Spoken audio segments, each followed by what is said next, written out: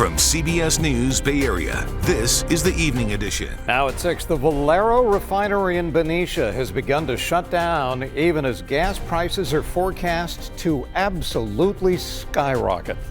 It's a sad day for our city and our neighbors all having to get new jobs. The ups and downs of Benicia losing its biggest private employer. Plus, a cycle through the city to honor the man killed by ICE agents last week. We're all here to kind of show our support for our nurse.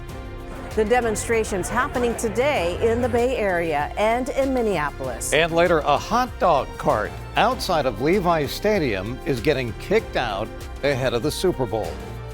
All street vendors are not allowed within what they call their clean zone. Why it's called a clean zone, I don't know. Just how Santa Clara's Super Bowl preps are impacting small vendors. Live from the CBS studios in San Francisco, I'm Brian Hackney. And I'm Andrea Nakano. We begin in Benicia, where the Valero Refinery is beginning to shut down operations. The refinery accounts for nearly a tenth of California's crude oil capacity and employs 400 workers. This comes just weeks after California lost Phillips 66, a refinery in the Los Angeles area. The company began idling operations in October and then shut down in December. This shutdown may soon burn a hole in your wallet. A study by USC's Marshall School of Business found gas prices could rise to nearly $8 by the end of the year as a result. Yeah, the study blames the 2 refinery closures for the price hike. Don Lynn has more on the economic impact in Benicia.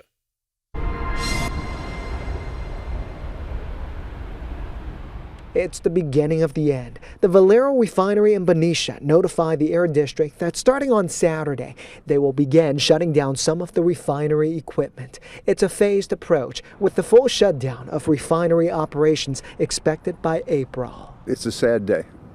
It's a sad day for our city and our neighbors all having to get new jobs in other places and so forth. It's going to affect the economy.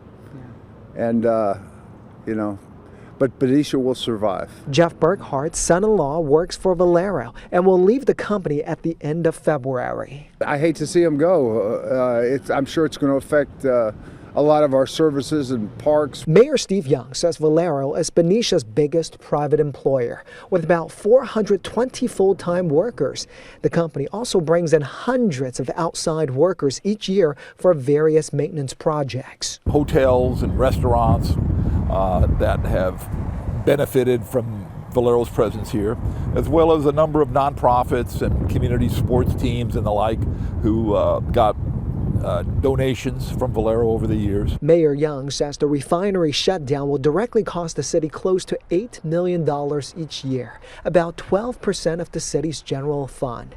They're now looking at budget cuts, and everything is on the table. These are discussions that we're going to have with the community, with the labor groups, with employees, and with the rest of the council. While the economic consequences will likely be severe, many environmentalists are happy with the closure, given the air quality violations over the years. We will have less asthma, we will have less respiratory diseases, likely.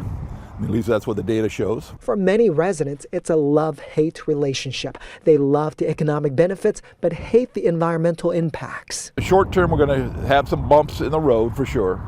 But long term, the things that make Benicia great are still here. Our location, our small town atmosphere. Jeff agrees and is optimistic. The city he's lived in for 30 years will survive this. I just hope everything will be okay. I just feel certain that we'll be able to weather this storm. Valero and the governor's office announced earlier this month that once refinery operations completely shut down, they will use part of the facility to store refined gasoline imported from outside of the Bay Area. And as the plant begins to shut down, neighbors are now complaining about an unpleasant smell. The company says that the smell is unavoidable as they shut down machinery, but that they have a plan in place in case the air gets toxic. If it was above a health limit, we would be in close contact with Solano County Public Health to potentially issue a shelter in place. Kind of a catch-22, because I do realize the pollution, they've been violators and so forth, but on the other hand, they're doing things that are necessary for the economy to go on. The refinery is expected to shut down fully in April. More than 200 people will likely lose their jobs when it closes. Well, San Francisco joined a nationwide memorial bike ride for Alex Pretti, the ICU nurse who was shot and killed by ICE agents at a protest in Minneapolis last weekend. Today, hundreds of riders met up at the Ferry Building and biked around the city. It's just a good reminder that if what's happening in Minneapolis and Lewiston spreads here, which I'm assuming it will, it's good to know who will have your back. This is a look at the bike ride in Minneapolis. Hundreds of cyclists taking over an 8 or so mile stretch in the southern part of the city. It was organized by a local bike shop called the Angry Catfish, where Pretti was a regular customer and part of its cycling community. Our Kevin Coe reports from Minneapolis. It's a backpack, this is a regular. Boxes of yellow vests passed out to thousands of local cyclists with 4 words on the back. Peaceful observer, don't shoot. Really letting people know that what the rhetoric that they're hearing of we are domestic terrorists, we are not. We have a very peaceful message to protect our own neighbors. Dan Briack is part of a Wednesday night ride group with cyclists across Minneapolis. Gathering donations and working with local businesses, Dan was able to produce hundreds of these new yellow safety vests handed out to cyclists at Washburn Fair Oaks Park in Minneapolis. Thousands gathering together for a memorial bike ride in honor of Alex Pretti, who was an avid cyclist. Cyclists trekked for about 9 miles, starting at Washburn Park, before riding to Pretti's memorial on Nicollet, where he was shot and killed. The Minnesota bike community is one of the most amazing bike communities in the whole nation.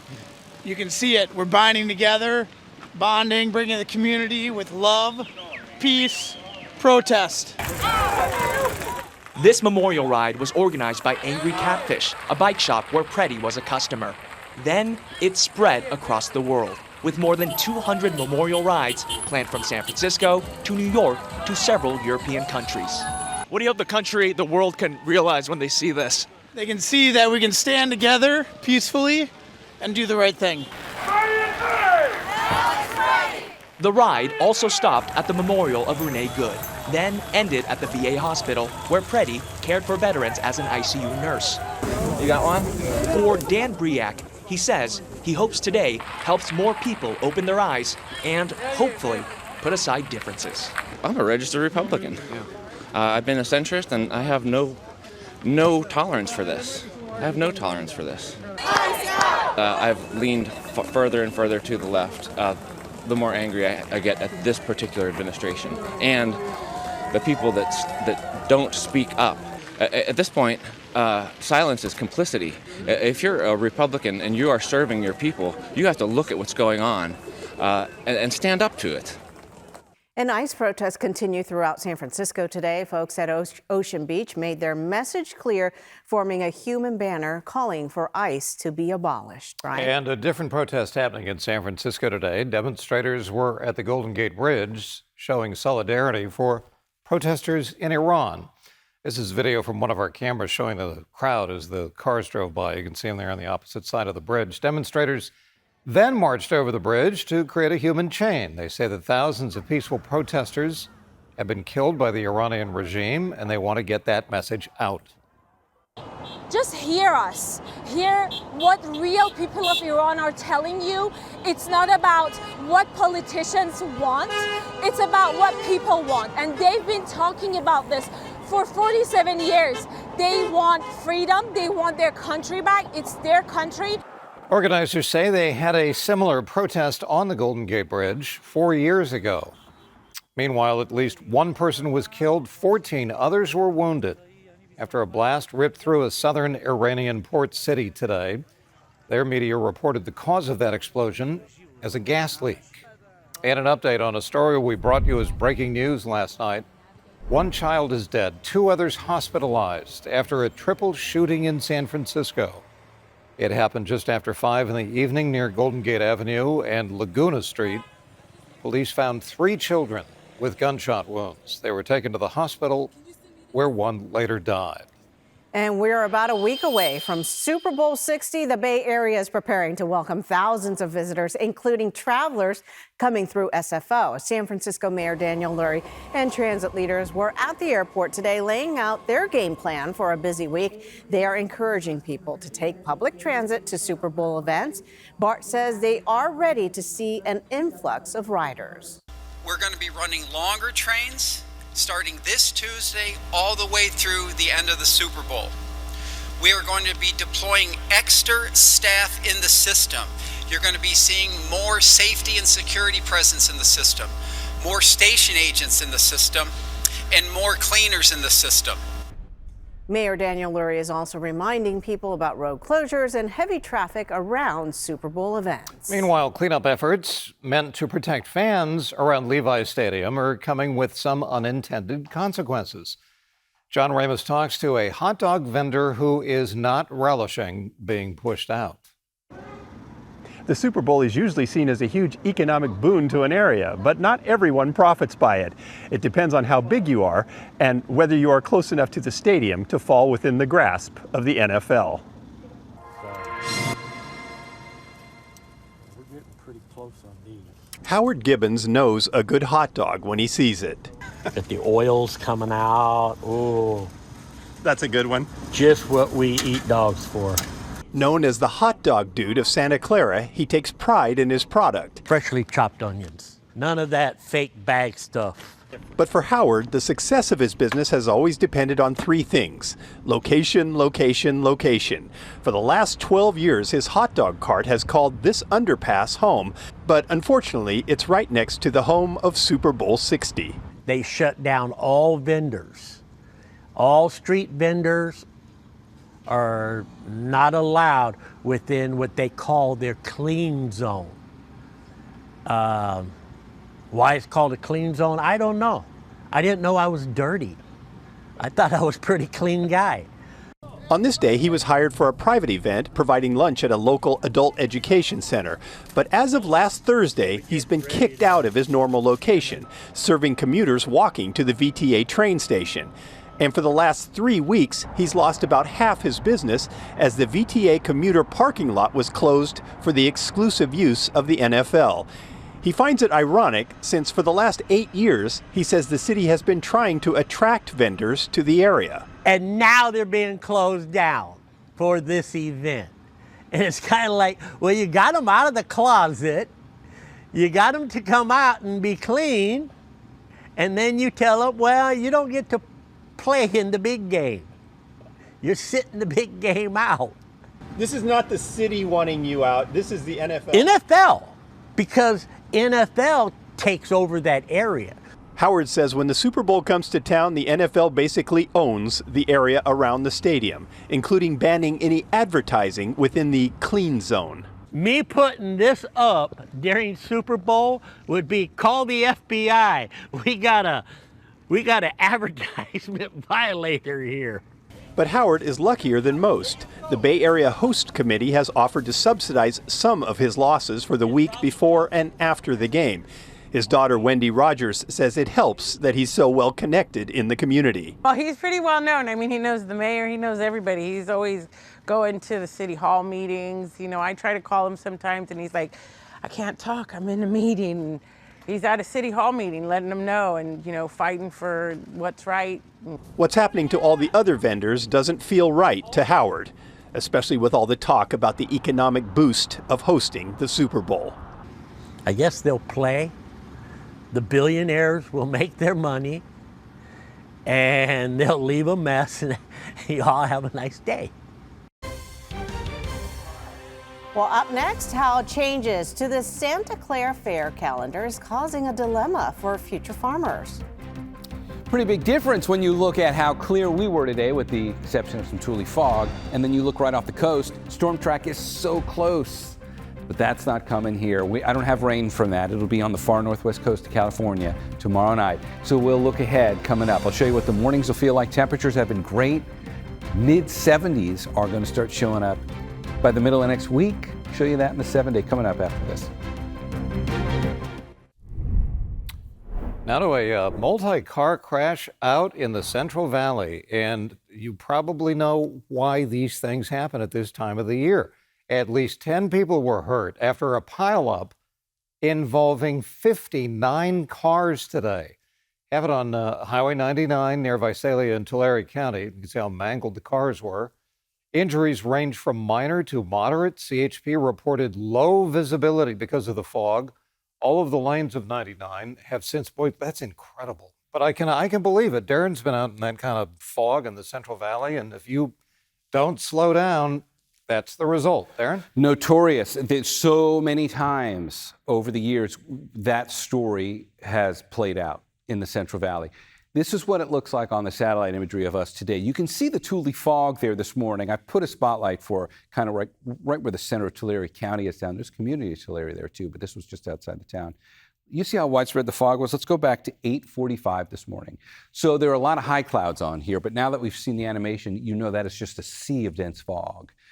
What's going to happen tomorrow? And are we vulnerable to seeing any of that fog get here into the bay? In order to see what that looks like, we'll put the Futurecast on here. I'm going to play this ahead now. We're going forward. This is tonight into early tomorrow morning, and we see the same pattern develop.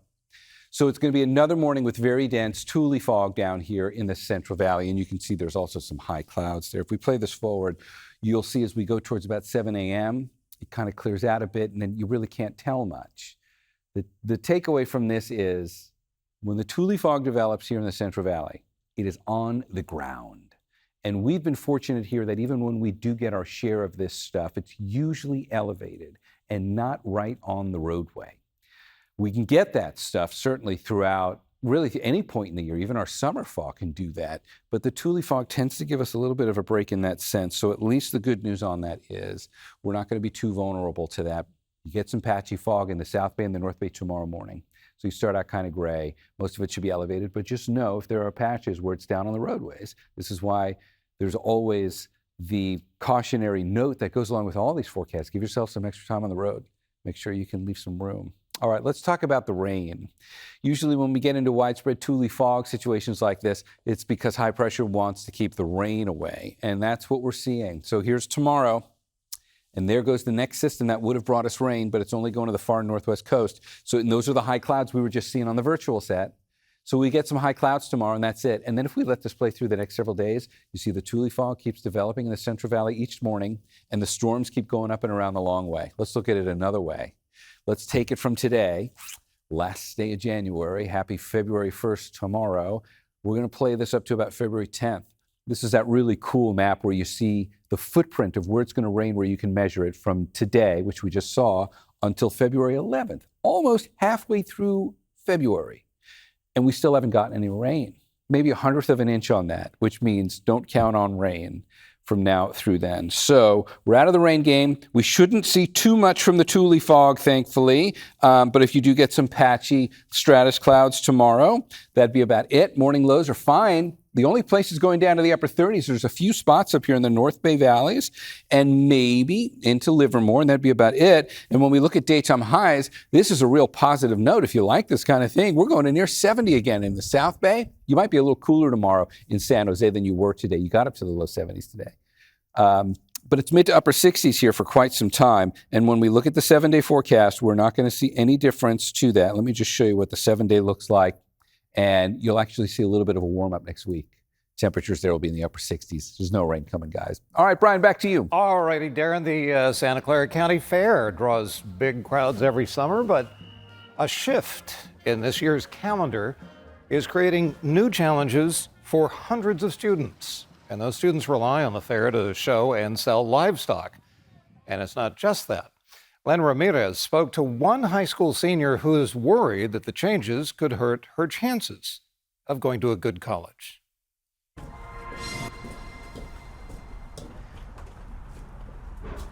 "18-year-old Izzy Toledo is ending her day the same way she has all winter, feeding oats and hay to her 9-month-old heifer, Bluebell.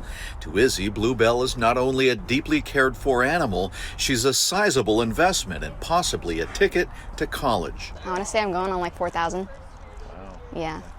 I also got a loan for it. Izzy is a senior in Westmont High School's Future Farmers of America program. At the Campbell FFA property, she and other students practice how to show their animals, walking them through the corral, learning posture, control, and confidence. Izzy's plan is to show and sell Bluebell at this year's Santa Clara County Fair and use the profits to help pay for college. She's eyeing pre-vet programs at UC Davis and Cal Poly. But a big change in this year's fair schedule threw a wrench into hers and many other students' plans. I'd have to choose whether to show or go to the first couple days of class. For decades, the fair ran in late July or early August during summer vacation. But this year it's set for August 19th through the 23rd, when schools and colleges are already back in session. I want to make a good impression at college, so missing fair would be better to make a good impression at college, but it's also fair where I'm going to be showing with this $5,000+ animal that I paid for, so I want to be able to make my money back on that too. It's a dilemma for many FFA students and families. This is not an easy decision. It was not an easy decision for us. If anyone understands the impact, it's fair director Celine Duarte, who began showing animals at the fair when she was 9. She says the junior livestock shows are a core fair tradition dating back decades. Well, we had to make the change because our providers were just not available at any other time. During the typical time that we had them before, there's been a shift in many of the other fairs which had pinched us out, and so we didn't have an opportunity except for the dates we have. After a long day of practice and chores, the students let their animals loose in a larger pen, where they kick up dust, run, and play together. Moments of joy in an otherwise structured day. Either way, it's going to help me because I want to be a large animal vet. No matter the dates, these students are learning lessons that go far beyond the fairgrounds. Hard work, commitment, and faithfully sticking to schedules, even when the schedule they can't control goes a little haywire. And to help students, the fair is adjusting auction and show times, scheduling them between 4 and 8 p.m., so that would fit the schedule of the students better. Fair officials say that they will continue looking for ways to support student exhibitors in future years. From CBS News Bay Area, this is the Evening Edition. And welcome back. Tuberculosis is back in the news again. It took the lives of the famous and the infamous, from Robert Louis Stevenson to George Orwell to Doc Holliday. It's not so much that TB is just back, since it never went away. Even now, 2 billion people have latent TB. At least 50 of them are in San Francisco, and a few of them are at a Catholic school. The Archbishop Reardon High School reported a third case of the highly contagious disease earlier this week. They're trying to figure out how it spread. And joining us now is Dr. Monica Gandhi with UCSF. Thank you for joining us. And my first question is, how does a spread like this get started? You know, in this case, there was an active case of tuberculosis in the school in November, which was reported by the SFTPH. It's very likely this person came from a different country. TB is not endemic in the United States. And then there was a whole wave of screening and 2 more cases of active TB where someone's coughing and feels sick came up, and 50 students have latent TB, meaning they have been exposed to TB because of these active cases. Okay, in 2026, you would think we would pretty much have TB encircled and conquered, and, you know, it was a huge problem in the 18th century. But now, why is TB still a problem and a concern? Actually, TB is the #1 infectious disease killer worldwide. Wow. And so you are right that we hoped we would be better off with TB in 2026. But one of the reasons is you can have latent TB, like these 50 students. Well, now we know what to do, and they're going to get treatment. They're going to get 1 or 2 drugs for a short period of time. But you can have latent TB and not know it's going to go into active, or you can even have active TB and not realize, think it's something else. And then finally, the drugs that we use to treat active TB are actually complicated. There's 4 drugs for a while. They're not like, we haven't kind of caught up with where we should be with TB. I absolutely agree with you. Is it becoming more resistant to antibiotics? So in the US, no. So for example, all of our cases are imported. We do not have endemic TB in the US, though there has been increases in TB by the CDC reports over the last 3 years because of a lot of post-pandemic travel, post-pandemic migration. But overall in the world, there is multi-drug resistant TB, but it's mostly in Eastern Europe, former Soviet Union, places where when the public health system collapsed, unfortunately, there was not perfect drug taking, and we got into MDR or multi-drug resistant TB. Okay, so what happens next for the students who have been affected at the high school and for the other people who have latent TB in the Bay Area? So anyone who has active TB, and there's reports of 3 people at the school, will be getting 4 drug therapy. They will have to stay at home. They will be isolated until their what are called their sputum, or what they cough up, is negative for TB. Usually takes about 2 weeks of treatment. And they will take 4 drugs, and then they can go down to 2 drugs after 2 months, but they will require 6 months of treatment. Wow. Anyone who has latent TB, which are 50 people so far, students, they will get 1 or 2 drugs, maybe 1 for 6 months or 2 for a couple for 12 weeks essentially, but they'll get shorter courses and they will then not proceed to active TB. And they need to screen everyone again because they just found the active TB. They've closed down the school in order to do it. Wow. So it's a pretty vigorous response. You know, since I have you here, Dr. Gandhi, just very quickly, how's this flu season been shaping up? So, last year's flu season was terrible. This year's flu season wasn't great, but luckily in terms of pediatric deaths, for example, we had much more last year. What's happened this particular flu season is 2 things. One is we didn't have the rates of flu vaccination that we'd hoped for. And second is 2 other viruses, human metapneumovirus, RSV, came in and started crowding out flu. So flu was really bad before the holidays, and now we're into other viruses. Overall, lots of respiratory viruses. Got it. Dr. Monica Gandhi at UCSF. We really appreciate you taking time this Saturday night to update us on all that. Thank you. Thanks very much. Andrea? All right, Brian, thank you. Coming up, we're following up on a San Jose smash and grab that left an elderly man hurt. Now, we'll check in on how he's doing months after the violent robbery.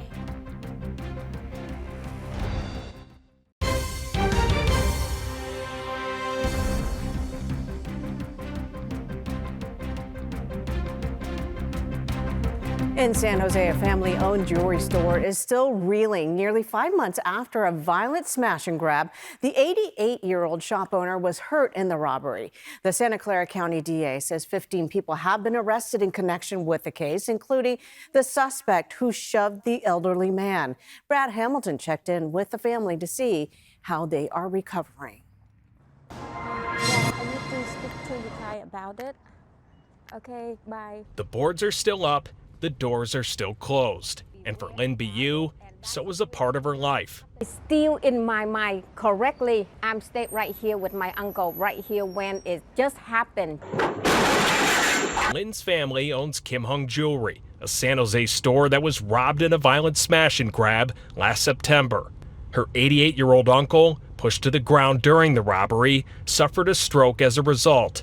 Lynn says today he's fully healed physically, but mentally, nowhere close. And when I say, Uncle, do you want to go back to the store? He said, no. Sorry, I'm saying one thing like, hell no, I will not come back to the store. The rest of the family would like to have the business open right now, but the store has been closed after nearly 5 months. 1, 2, and 3. Lynn didn't go into details, but she tells us that the family is still working through insurance claims, and all of it has them burned out. Or somebody remind me again, I get mad again. It come back again. What Lynn is describing isn't unusual. Dr. Deborah Kazin, a Stanford professor in psychology, says after a violent crime, the body and the mind often hold on long after the event is over. I think knowing that there are resources that are available and that this isn't something you have to carry on your own, it's not something you have to carry forever, I think that's a really important message for people to have because people do lose hope. Lynn says the family is still deciding what comes next. But on the road to recovery, the question that matters most is whether they'll ever feel safe again. Ask yourself a question. Do you feel safe in public? Do you feel safe? No. And for now, that answer remains the same as it did nearly 5 months ago. Well, coming up, millions on the other side of the country are bracing for a bomb cyclone. More on this round of hectic winter storms. Darren? Yeah, meanwhile, here tomorrow, many of us inland, it'll be near 70 for daytime highs. Might be a nice day to head to the coast. If you are thinking about that, we got to talk about the surf advisory. There's a swell coming our way. There could be sneaker waves. We'll go over that. It's going to be cloudy tomorrow, too. It's not going to be a beautiful, clear day, but it's actually going to be a pretty nice second half to this weekend. Then we're going to get a little warmer into next week. We'll look at that and see what happened to the rain. See you on the other side of the break. Well, the Grammy Awards is airing live tomorrow on KPIX starting at 5 o'clock. Yeah, why do they call them the Grammy? What's a Grammy? What is it? Gramophone? Very good. I remember. What? Where's my prize? I don't know. You get a cupcake. That's true. Thanks for watching. We'll see you back here at 11 tonight. Cupcakes were given out, actually, before this newscast. Streaming on CBS News Bay Area. Have a very good night. You already got